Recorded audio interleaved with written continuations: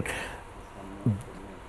BJP এই মুহূর্তে যে জায়গায় ভোট কনসলিডেট করছে, মমতা বন্দ্যোপাধ্যায় বুঝতে পারছেন না এমনটা তো নয়। মমতা বন্দ্যোপাধ্যায় আলবাত বুঝতে পারছেন যে প্রতিষ্ঠান বিরোধী ভোট, মমতা বন্দ্যোপাধ্যায়কে যারা অপছন্দ করে না তাদের ভোট, যারা মনে করছে যে রোহিঙ্গারা জমি জমা সব নিয়ে নেবে তাদের ভোট, যারা কট্টর হিন্দুত্ববাদী তাদের ভোট, যারা রাষ্ট্রবাদী তাদের ভোট, সমস্ত ভোট একত্রিত হতে পারে এবং এটা বিজেপির ঝোলাতে হতে পারে।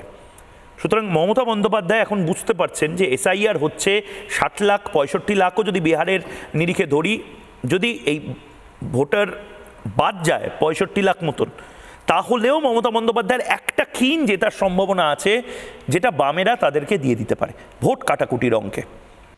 আগের বার হিসেব করে বিজেপির নেতারা, ইনফ্যাক্ট বিরোধী দলনেতাও এখানে বসে বলেছিলেন যে 79টি কেন্দ্রে ভোট কাটাকাটি করে বামেরা জিতিয়ে দিয়েছিল তৃণমূল কংগ্রেসকে। এবারও একই হয়ে যেতে পারে।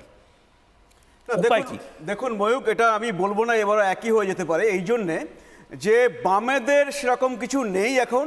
কিছু বামেদের 38 লক্ষ মানুষ বামেদেরকে সাপোর্ট করেছিল। আমি আপনাকে বলছি সেটা অ্যাবাউট 4% ভোট আছে। 5%? হ্যাঁ, 5% ভোট, কিন্তু সেটাও কম নয়। 5% ভোট যদি আপনারা পান, মানে ওভার কনফিডেন্ট হওয়া ভালো না। 5% ভোটের মধ্যে 3% পেলে কিন্তু খেলা ঘুরে যাবে। আমি তা বলছি না, আমি বলার চেষ্টা করছি যে এসআইআর হওয়ার পরে সেইটার কোনো ইম্প্যাক্ট পড়বে কিনা।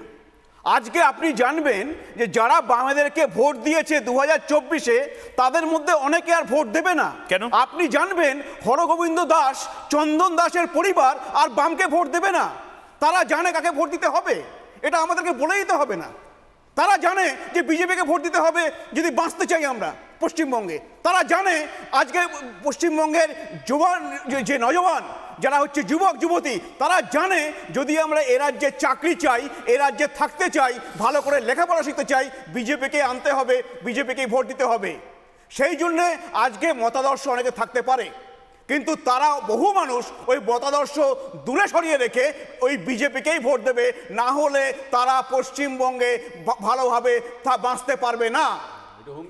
এইটা আপনারা দেখবেন যে এইটা হুমকি কিছু নয়, এটা হচ্ছে 2026 সালে যদি এসআইআর হয়, আর যদি 1 কোটি মতন বাদ যায়, কারণ বিহারে যদি 65 লক্ষ বাদ গিয়ে থাকে, পশ্চিমবঙ্গে অন্তত 1 কোটি বাদ যাবে।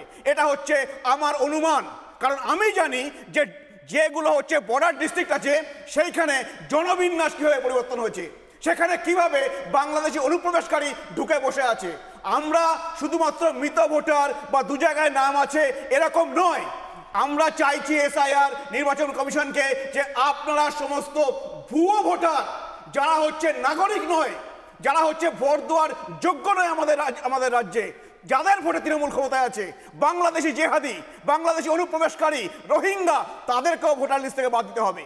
আর সেইটা যদি হয়, আপনি মনে রাখবেন যে এই বামেদের এই ক্ষয়িষ্ণু বাম কিচ্ছু করতে পারবে না। তবে আমি তাও বলবো, যারা বামেদেরকে ভোট দেন তাদের মতাদর্শ সরিয়ে রেখে বিজেপিতে পশ্চিমবঙ্গকে বাঁচাতে হলে বিজেপিকে ভোট দিন 2026-এ, আবার পরে বামকে ভোট দেবেন, কোনো অসুবিধা নেই। মানে এটা একটা ইউনিক জিনিস আপনি বলে দিচ্ছেন, মানে আপনি সিপিআইএম এর লোককে বলে দিচ্ছেন 26-এ বিজেপিকে ভোট দিন, তারপরে আবার সিপিএম কে মতাদর্শ দিয়ে দেবেন। কিন্তু দেখুন, বৃহত্তর স্বার্থে অনেক কিছু করতে হয়।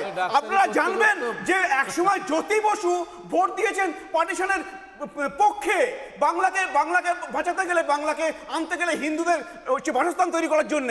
শ্যামাপ্রসাদ মুখার্জি সেইটাই চেয়েছিলেন, জ্যোতি বসু ভোট দিয়েছিলেন।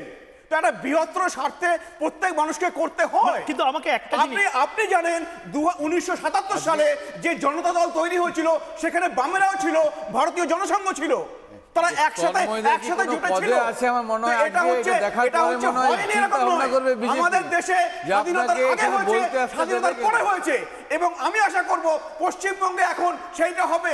যদি অ্যালায়েন্স না হয়, বামেদের ভোটাররা অন্তত ভোট কেটে নষ্ট করবেন না, তৃণমূলকে সাহায্য করবেন না, কারণ বামেরা হচ্ছে তৃণমূলের বি টিম, তৃণমূলের দালাল। নানা ধরনের কন্টেন্ট দেখার জন্য লাইক করুন, শেয়ার করুন আমাদের ফেসবুক পেজ, সাবস্ক্রাইব করুন আমাদের ইউটিউব চ্যানেল। পাশাপাশি অন্যান্য ব্রেকিং নিউজের জন্য অবশ্যই চোখ রাখুন রিপাবলিক বাংলায়।